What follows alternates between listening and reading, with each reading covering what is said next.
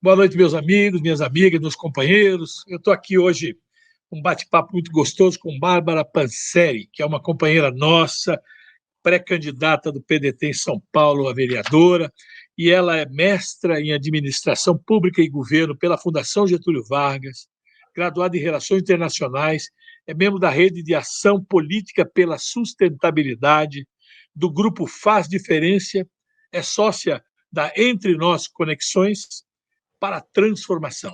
Além disso, ela é secretária de Comunicação do Movimento Ecotrabalhista do PDT e tesoureira da Fundação Leonel Brizola, Alberto Pasqualino, da cidade de São Paulo. Boa noite, Bárbara. Boa noite a todas e todos. É um prazer aqui estar com você, Neto, falando de um tema tão importante nesse momento. Muito obrigada pelo convite. É um prazer. Eu estava com saudade de conversar com os nossos companheiros e companheiras, porque até pouco tempo atrás, toda segunda, toda quarta, estavam sempre reunidos, e agora com esse isolamento aí social que nós estamos, é só fazendo assim. E aí levar informação, trocar experiência com os companheiros e companheiras. Eu vou começar fazendo uma pergunta para você, Bárbara. Olha, hoje a gente tem cerca de 3 milhões de pessoas que está de isolamento forçado em todo mundo aí, alterando rotina de trabalho, relações sociais, isso no mundo inteiro, não é só aqui em São Paulo, não é verdade? Claro. Como isso vem sendo debatido por especialistas? Você tem uma paixão por essa análise de comportamento, essas coisas todas, né? Quais os principais desafios e até surpresas que são bem-vindas que aparecem com isso? E como a convivência maior entre pais e filhos, por exemplo? Como é que você vê tudo isso aqui? Legal.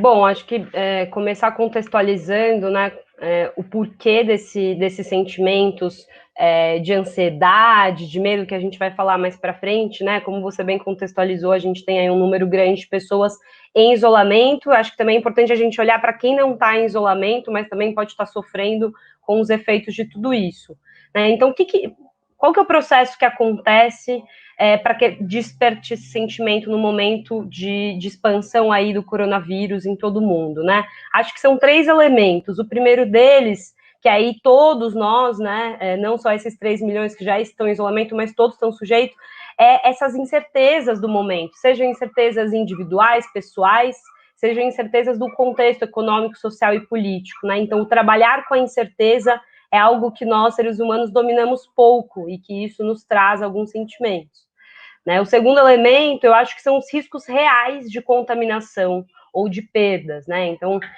cada um de nós, em maior ou menor grau, está aqui preocupado também ou em se contaminar e qual que é a consequência disso, ou poder contaminar outras pessoas, parentes próximos. Então, acho que o risco real da contaminação, ele também traz alguns sentimentos. E aí, como terceiro elemento, o isolamento social, ele traz diversas mudanças, como você bem colocou, Neto, no dia a dia daquela pessoa.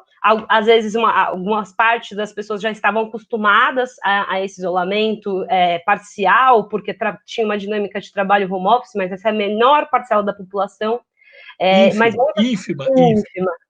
Com certeza, uma parte muito privilegiada que estava ali já numa rotina que não saía de casa algumas horas do dia, mas quando você impõe um isolamento forçado, são diversas outras as liberdades que a gente também deixa de poder usufruir, né? E isso traz, sim, muitas consequências. Mas, como eu disse antes, acho que é importante a gente falar também das pessoas que não podem estar em isolamento e que a necessidade do não isolamento por motivos diversos, seja pelo mais forte deles, que é não poder parar de trabalhar, né? Então, eu acho que esses 3 elementos jogam tudo numa panela de pressão, onde é muito provável que sentimentos de angústia, de ansiedade, de medo possam aparecer, né? E aí eu acho que é legal a gente falar um pouquinho do que é a ansiedade.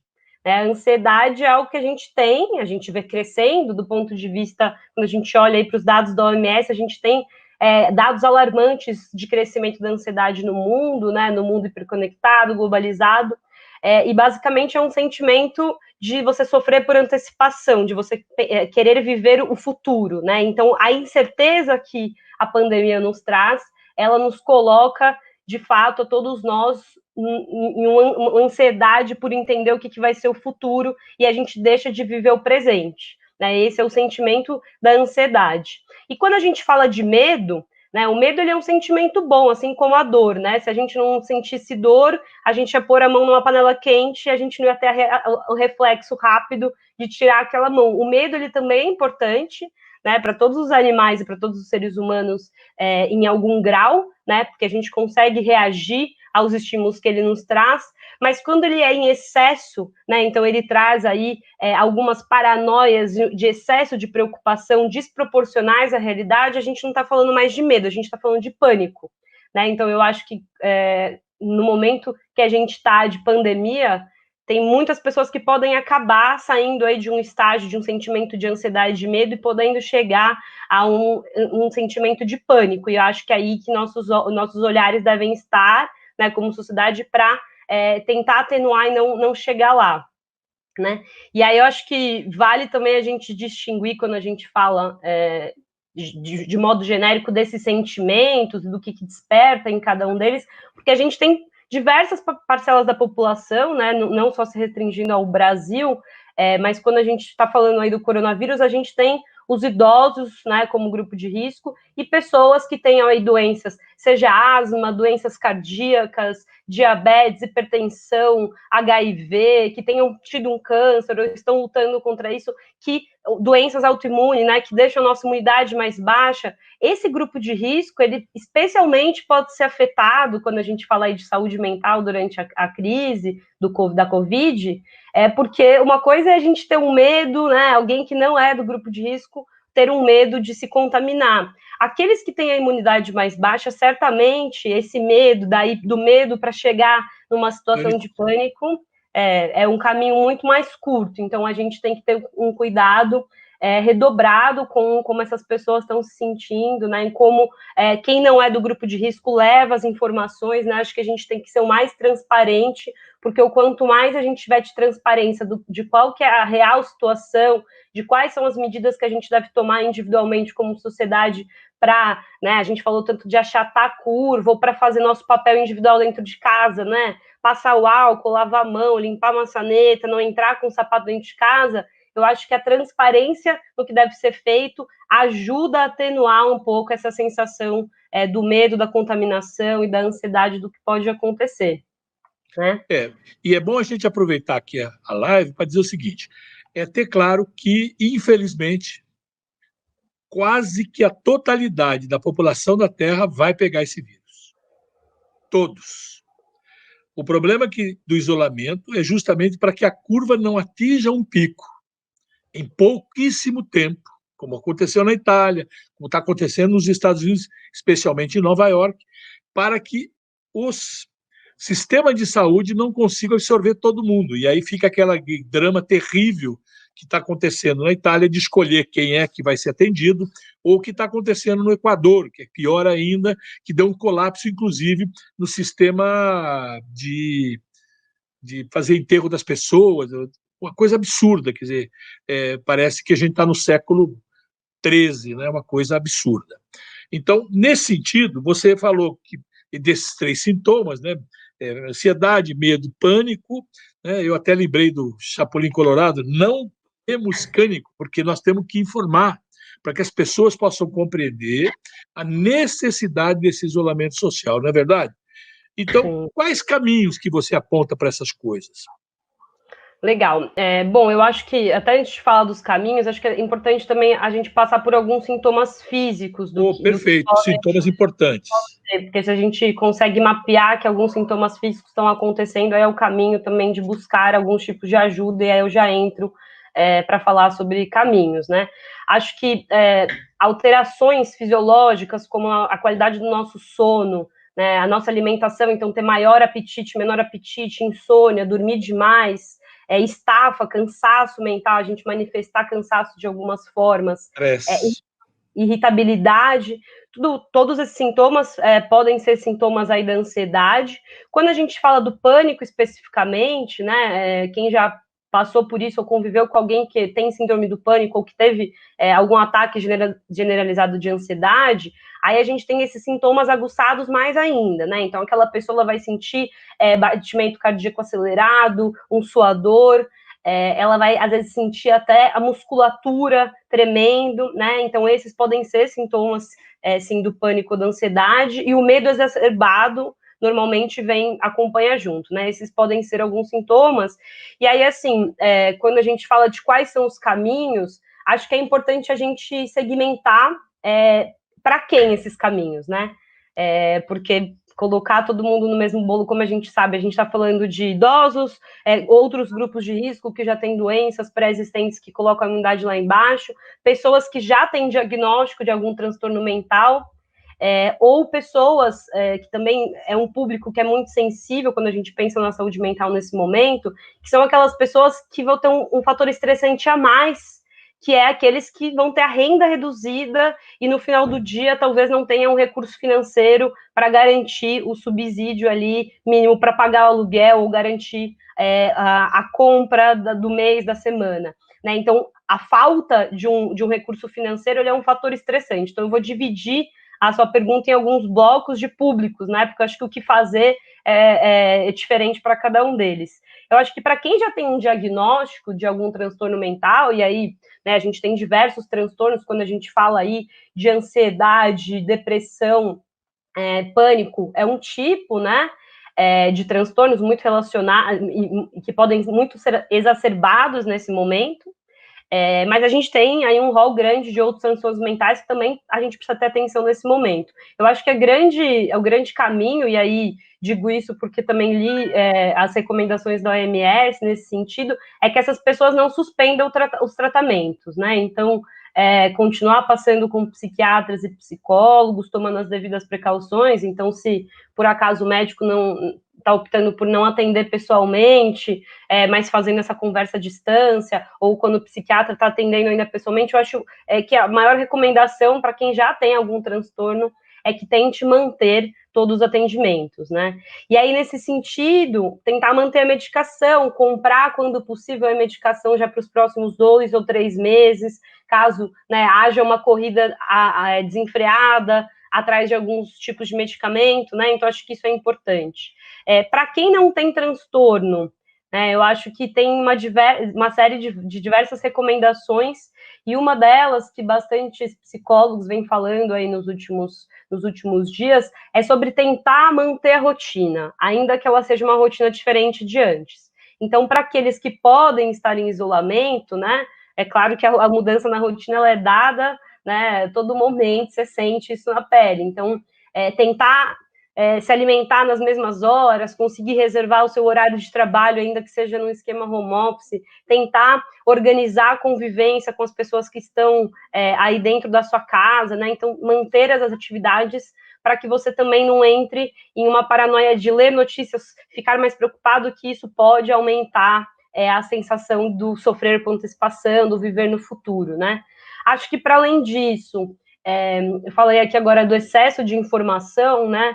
É muito importante também que a gente seja ativo em querer buscar informação e não só deixar ela chegar até a gente quando a gente, às vezes, não está preparado para recebê-la, né? Então, ser ativo e não passivo no momento de buscar informações, né? E aí, atenção redobrada para não ler fake news ou para, né, olhar para fontes de informações confiáveis, né? Acho que nunca antes os grandes jornais receberam tanta credibilidade, porque de fato o merecem, né? Então, acho que ser ativo para buscar essa informação e não estar ali o dia inteiro recebendo informações no WhatsApp. Cada um de nós aqui, a gente recebe um monte de informação em grupos de WhatsApp. Se a gente for ler todas essas informações, talvez a gente consiga e se sinta pior diante dessa epidemia, né? Perfeito. E eu acho que aí vale para grupo de risco, para quem já tem diagnóstico, para quem não tem, de transtornos mentais. Eu acho que os cuidados básicos, né, que não preciso repetir aqui, porque todo mundo ouve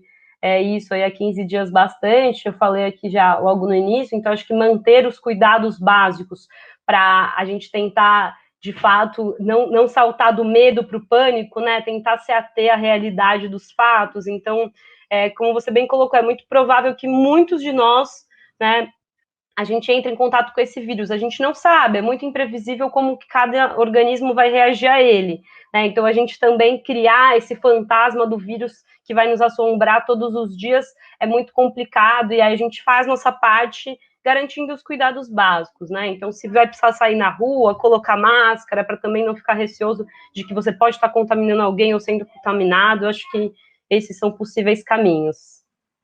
É muito interessante.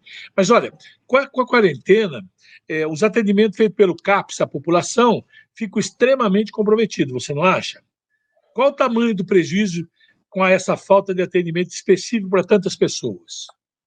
Ah, legal. Bom, os CAPs, o Centro de Atenção Psicossocial, é o equipamento dentro do nosso Sistema Único de Saúde que atende as pessoas com diagnóstico de transtornos mentais nas nossas cidades, né? A gente tem diversos CAPs, segmentando por perfil, seja perfetário, então crianças, jovens e adultos, CAPs, álcool e drogas, a gente tem alguns CAPs que são intensivos, então a gente tem ali hospital dia, e aí eu acho que como que está funcionando esses CAPs nesse momento, né? A gente tem um deslocamento da atividade normal do CAPS, então eles não estão mais fazendo as atividades em grupo, que é um pilar central de toda a estratégia do CAPS, né, do atendimento, né? Então todas as atividades que eles conduzem ali, seja com uma psicóloga, uma terapeuta ocupacional, né, em grupo para a melhoria da vida daquele paciente, essas atividades foram interrompidas por motivos óbvios, né, evitar aglomerações, evitar que essa contaminação aconteça, né? E aí os CAPs estão se organizando em turnos de plantão para não deixar desassistidas as pessoas que têm consultas individuais, né? Então, caso você tenha aí um horário agendado no seu CAPS, vale ligar, se informar, entender como que está funcionando o atendimento, porque ele não foi interrompido completamente, mas está funcionando em um esquema de plantão. E a mesma coisa, eu acho que vale, saindo um pouco até do Sistema Único de Saúde, do SUS, né, da saúde pública, para quem pode e acompanha na saúde privada, eu acho que vale essa checagem, como eu disse antes, para manter os atendimentos dentro da possibilidade de normalidade, né? Então, sei porque tenho amigos, familiares próximos que passam com um psiquiatra que continuam atendendo dentro do consultório, usando máscara, ali com álcool gel. Então, se for possível manter, né? A mesma coisa com terapeutas e psicólogas. Mas aí você tem um outro problema na questão do SUS, que é as pessoas que dependem do remédio, né? E passam a ter a distribuição reduzida e também, ou pelo menos dificultada. Qual é o efeito disso? Porque você falou há pouco tempo, vamos ver lá o negócio de você comprar uma quantidade maior para subir, mas e aquele que recebe do SUS, porque a gente já sabe, inclusive, da dificuldade aquisitiva desse povo que usa o SUS, e o papel que o SUS, que felizmente essa narrativa anti-SUS, anti-funcionalismo público, anti-sistema de saúde, agora a população começa a entender o processo da mudança de narrativa, da importância do sistema público de saúde, e especialmente do SUS, da distribuição de remédios, todas essas coisas. Como é que você está vendo isso? E qual é a alternativa desse jogo? Ah, legal. Bom, acho que você trouxe um ponto que para mim é muito caro, né? Que acho que diante de tudo que está acontecendo e com todos os cenários pessimistas que a gente tem, eu acho que um dos pontos que a gente sente desde já é que o tema da saúde pública ele está na agenda, está no debate público, então acho que esse é um ponto positivo diante de toda essa confusão que a gente está vendo. E aí eu acho que a partir disso, né, muitas coisas podem ter um otimismo em achar que essa pauta chegando na agenda a gente consegue reverter muitas coisas no cenário político atual e conseguir melhorar ainda mais o nosso sistema único de saúde. Mas voltando para a sua pergunta, como que acontece a distribuição de medicamentos no SUS, né? Normalmente acontece nas farmácias das UBSs, né? Esses atendimentos eles continuam acontecendo, mas também com horários e algumas alterações em como esse atendimento é feito, né, nas dispensações dos medicamentos nas farmácias. Acho que a grande questão aqui é ficar atento se tem algum medicamento faltando na rede. Né, e aqui eu trago 2 medicamentos que não são distribuídos no SUS, mas que nas farmácias privadas são distribuídos e que a gente está com estoque no Brasil baixo, né, um deles zerado, que é o carbonato de lítio, uma medicação central para quem tem transtorno bipolar, né? Ele é comercializado, vendido em 2 fórmulas, e uma delas já está há 2 meses em falta no Brasil, né? E tem uma outra medicação para TDAH, para transtornos do déficit de atenção, que também está em falta, já tem aí algum tempo. Né? Não sei como está isso dentro do SUS, vale consultar, e aí aqui eu recomendo o uso de um site da prefeitura que chama Aqui Tem Remédio, que é um portal onde você consegue consultar a disponibilidade do remédio na unidade de saúde mais próxima da sua casa, né? E aí aqui eu acho que vale, né? Se você tem uma receita e você está acostumado a ir até a SUBS, ali até a farmácia retirar esse medicamento, entrar no site, se informar, ou, se necessário, ir direto até o UBS ou ligar, né? Porque a gente sabe que ir até o UBS aí tem um custo de deslocamento e contato, né? Então, vale a pena ligar na UBS para se informar se o seu medicamento está disponível, porque, como eu disse antes, acho que manter durante esse tempo, que a gente não sabe quanto tempo vai durar, né? Durante essa quarentena, esse isolamento, a medicação em dia é um pilar fundamental. Então, eu tenho certeza que a Secretaria de Saúde está fazendo o máximo para ter esse abastecimento feito, mas a gente sabe, né, essas duas medicações que eu citei, que às vezes tem componentes que vêm de fora, né, e é que eu chamo a atenção. No caso do carbonato de lítio, a farmacêutica responsável deu a resposta pública de que um dos componentes para elaboração da medicação, ele vem de fora, né, e ele não está chegando no Brasil por todo o impedimento de portos já há 2 meses. E aí aqui eu chamo a atenção, né, sobre a importância que a gente tem no investimento em ciência dentro do nosso país. Então, se antes essa pauta não vinha sendo discutida, né, quando a gente está falando aí agora da expansão do coronavírus, certamente essa pauta ela é forte, então a gente precisa pressionar, né, daqui para frente, para que nosso investimento de recurso público na ciência, na indústria nacional, seja maior, né, para a gente não depender de componentes externos, né, quando a gente fala aí agora da busca pela vacina. O desenvolvimento de uma vacina demora aí 5 a 10 anos, né, para esse trabalho ser encurtado, precisa de muita pesquisa e muito investimento, e a gente está aí agora dependendo de muitos outros países que estão correndo atrás de encontrar essa vacina, né, então acho que só na linha aí da pauta do SUS e da importância da saúde pública ter chegado na agenda, eu acho que o investimento em ciência, né, em indústria, em produção de conhecimento e desenvolvimento aqui também chega com força. E aí nos remete ao Projeto Nacional de Desenvolvimento.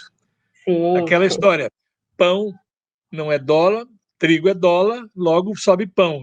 E 80% dos insumos da indústria farmacêutica brasileira são importados. Você imagina que pode dar um colapso, não só nesse remédio que já avisaram que está com dificuldade, mas tantos outros que dependem de insumos externos que, não só por causa do seu preço, com dólar acima de 5, deverão ser elevados, mas também da acessibilidade a isso. As empresas não conseguem exportar para o Brasil, né, não chega via portos nem via aeroportos, por causa do isolamento do coronavírus. Você vê, olha o drama de você não ter a indústria interna. Então você está com falta de máscara, falta de respirador, e está importamos respirador da China. Chegou nos Estados Unidos e falou: não vai embora não, eu pago mais, fica aqui. O que aconteceu agora, esta semana, com essas coisas todas. Mas vai além de tudo isso, né? Eu acho que a questão de você repensar o Brasil, repensar essa tal de narrativa anti-Estado e diante de um projeto nacional de desenvolvimento, em que a indústria brasileira pudesse ter um papel importante, seja na área fármacos, seja na área de equipamentos, né? Você tem tantas áreas. Então, eu acho que fica bem claro porque da necessidade de um governo no futuro, ou futuro mais breve possível, que pense de você ter uma estrutura no Brasil para dar sustentáculo a todas as nossas necessidades em todas as áreas.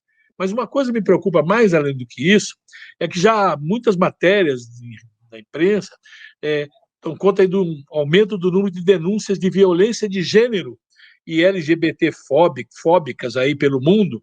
Como é que você está vendo que o isolamento afete a vida dessas minorias, já que normalmente são alvo de violência e preconceito, e agora acentuado, seja a violência contra a mulher dentro de casa e todas as outras minorias que eu já citei. Como é que você pode falar um pouquinho sobre isso?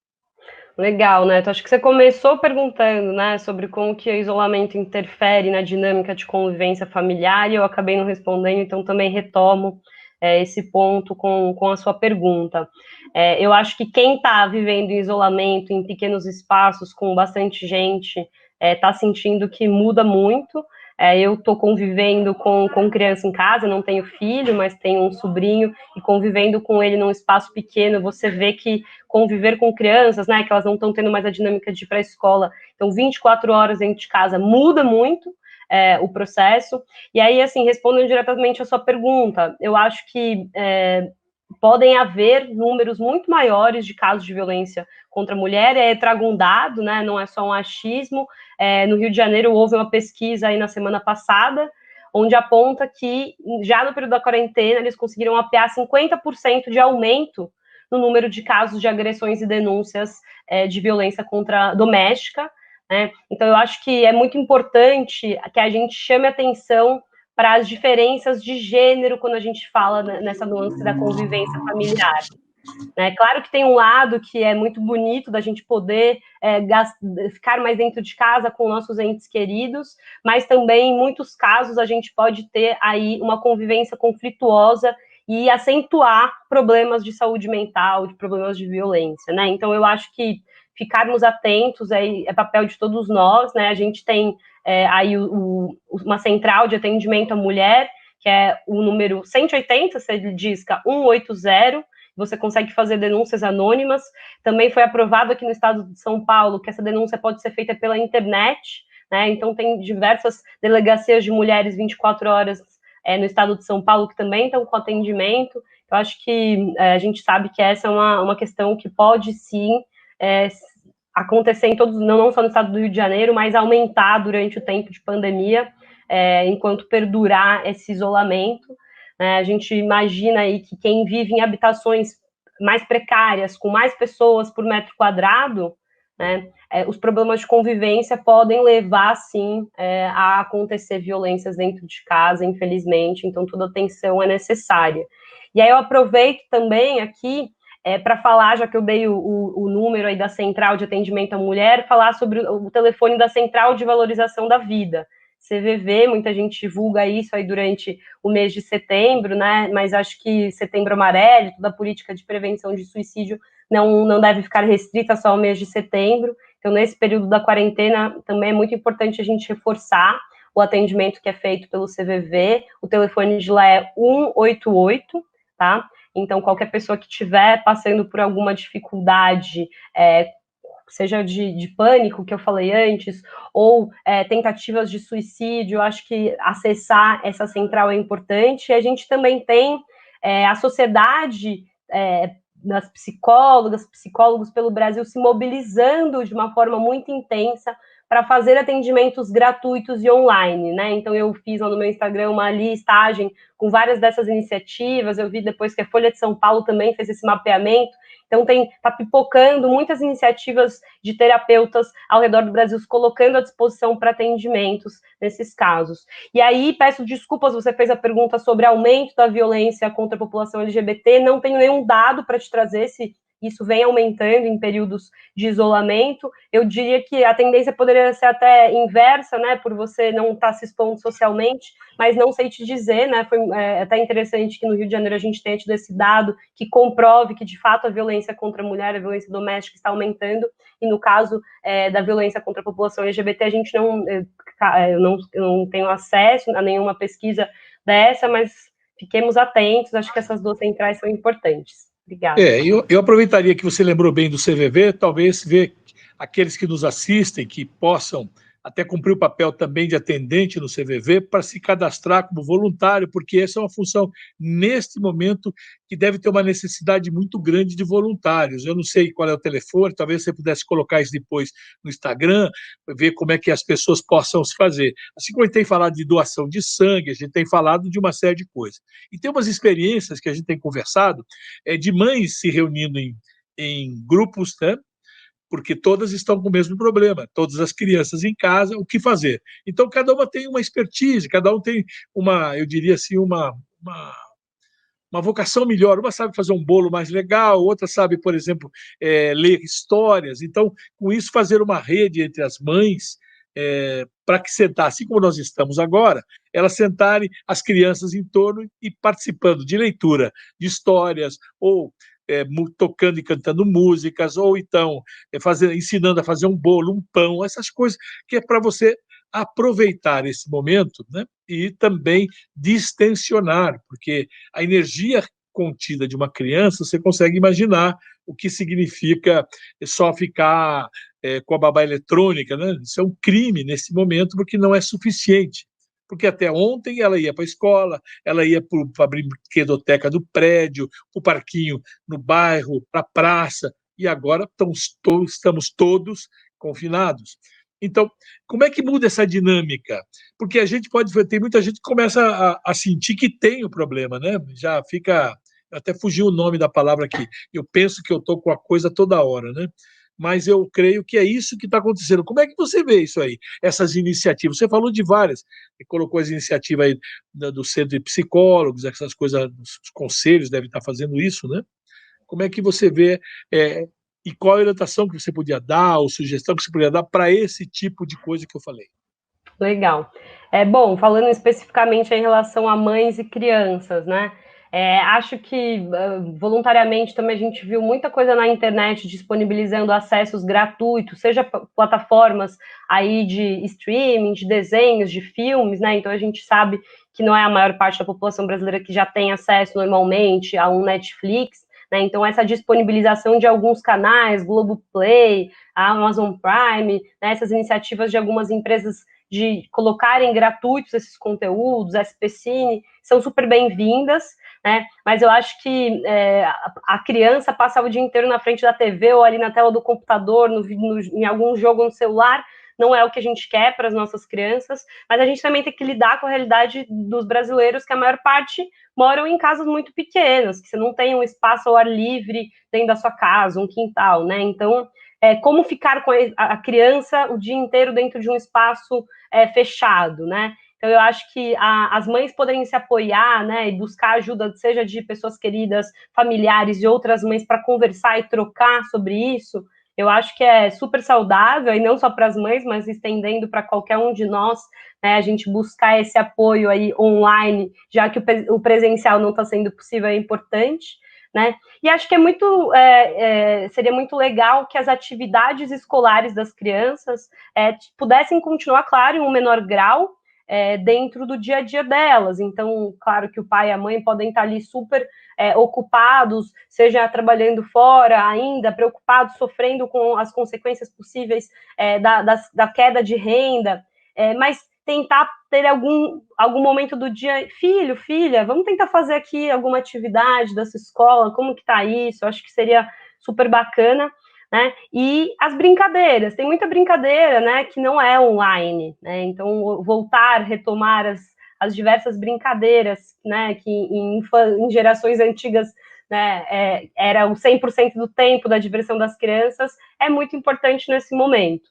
E aí, só para complementar, né, a sua pergunta e reforçar, eu acho que, e isso é válido não só para as mães, mas para todos, né? Conseguir ocupar o tempo com coisas que gosta, quando possível, é interessante, mas ao mesmo tempo não se cobrar pela improdutividade, né? Eu acho que todos nós, a tendência é que a gente tem fatores estressantes diversos ao nosso redor e que produtividade caia. E eu acho que é interessante a gente, como sociedade, entender que tudo bem, né? E a gente individualmente não se culpar ou se penalizar por isso, porque é o processo pelo qual estamos passando, que pode ser que nos traga muitos pontos positivos como sociedade mais para frente também.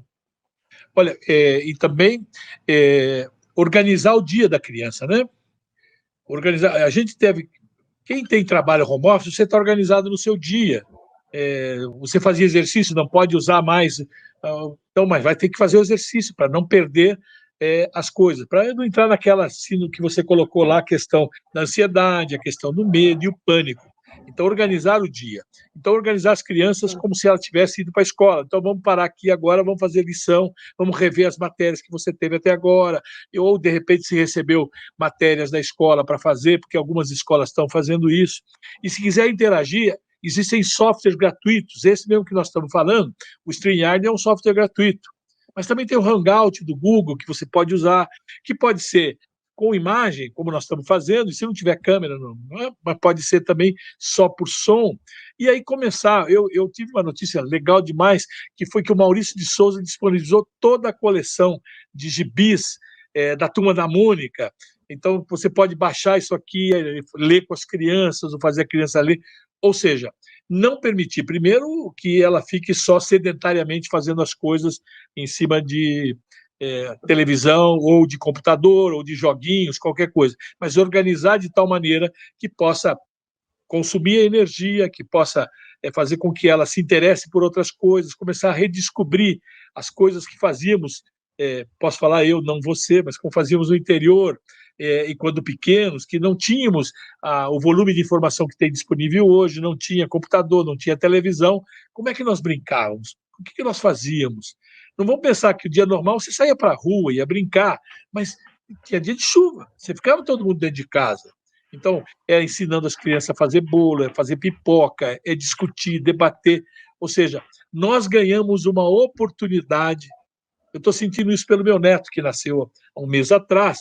Meu filho está em quarentena com a mulher, e os dois estão vivendo uma coisa que talvez não vivessem, é curtir 100% a criança que receberam a dádiva, que foi a minha neta Mariana. E isso acontece com todo mundo agora, de participar, de conversar, de curtir, de interagir com os filhos, porque a vida não... Ainda mais quem mora em São Paulo, não é verdade, Mara? Tínhamos uma grande dificuldade de interagir com os nossos, sejam maridos ou esposas, seja com namorados. Você não interagia, porque o dia não nos permitia. Todo mundo saía muito cedo, tinha que pegar ônibus, condução, aquelas coisas para ir trabalhar, e chegava no trabalho, passava o dia, voltava tarde da noite, saía com as crianças dormindo, voltava com as crianças dormindo. Agora não, você tem uma oportunidade que muita gente sabe que perdeu seus filhos para droga, perdeu para outros, para bebida, para coisas ruins, porque não teve interação com as crianças. Você poderia dar um toque sobre isso também, não poderia?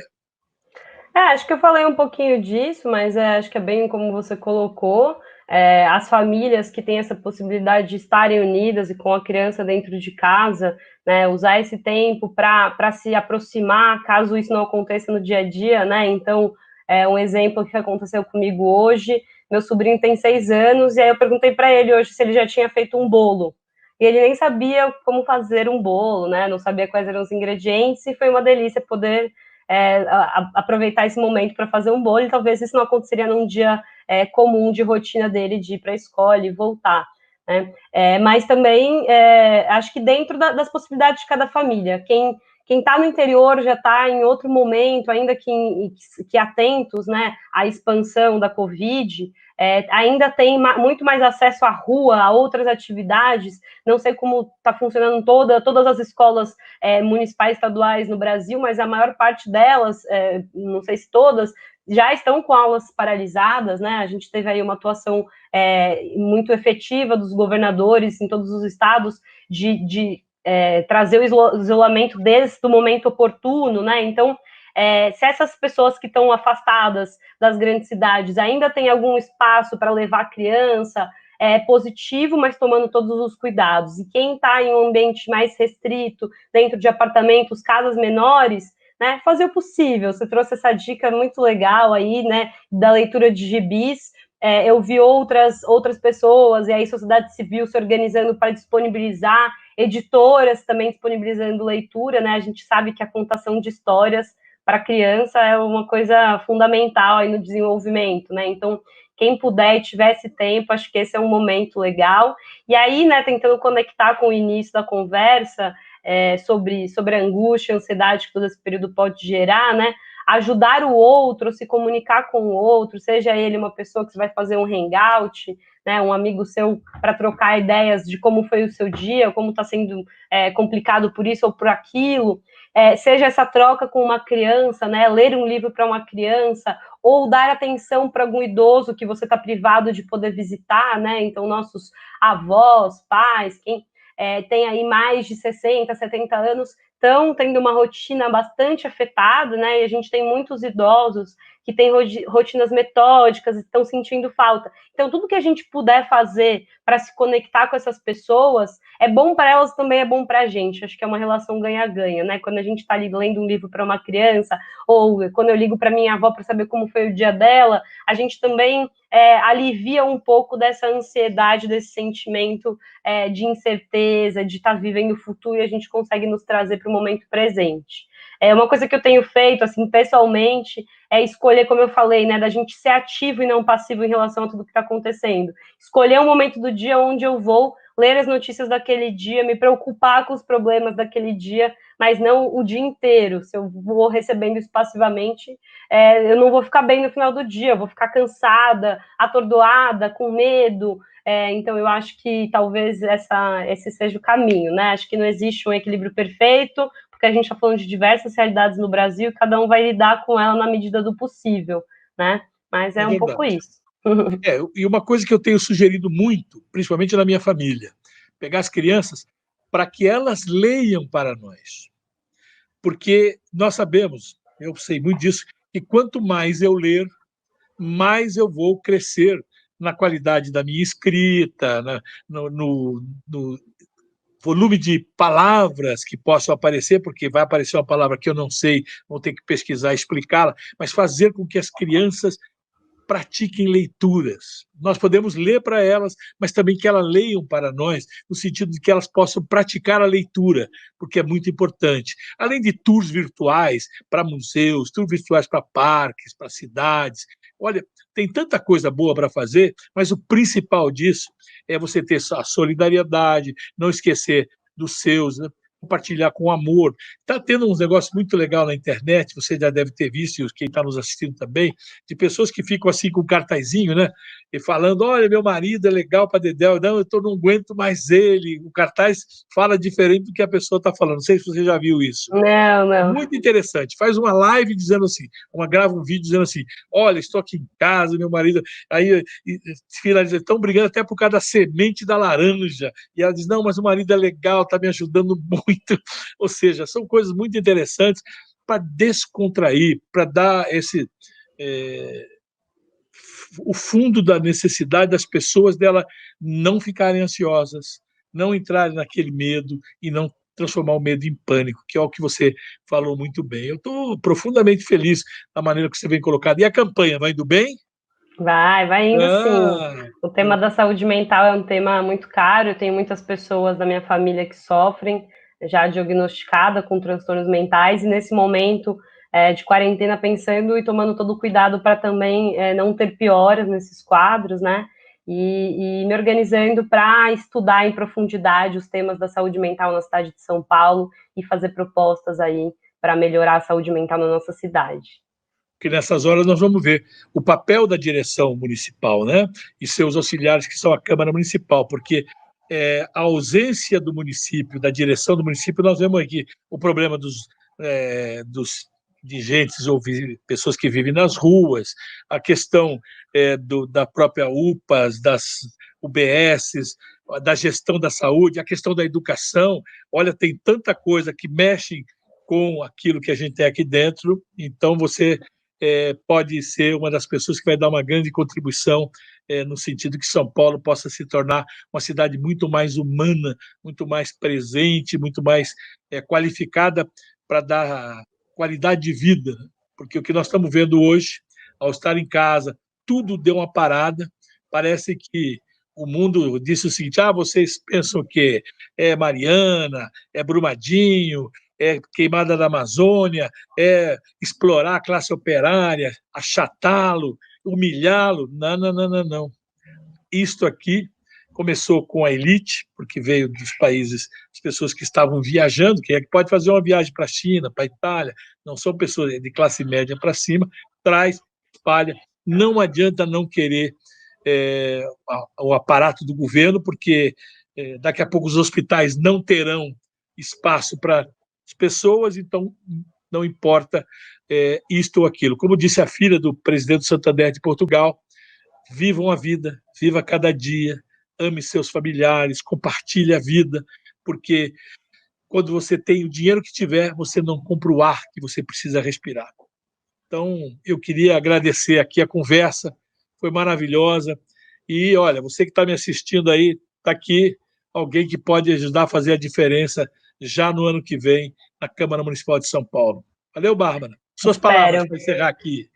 Não, muito obrigada. Acho que ainda é super cedo para a gente avaliar todos os impactos políticos, econômicos, sociais que a gente vai ter, mas o ponto que você trouxe é central, né? Acho que nunca antes questões como qual que é o caminho do desenvolvimento que a gente vem pensando, seja para nossa cidade, estado, país ou globo terrestre, né? Nunca foi tão questionado, e eu acho que mais do que nunca a pauta das desigualdades ela chega à agenda junto com a pauta da saúde pública com força. Espero, torço muito, né, para que todo esse senso de solidariedade, de altruísmo, de justiça social, ele não morra após, né, a gente superar esse momento complicado, né, e que isso perdure e traga aí bons candidatos para nossas eleições municipais, né, que a gente pode ter alguma alteração de prazo, mas independente disso, para que a gente tenha resultados de trazer pessoas que possam se comprometer, seja com a saúde pública, com emprego e renda, né, que é algo que a gente vai ter que enfrentar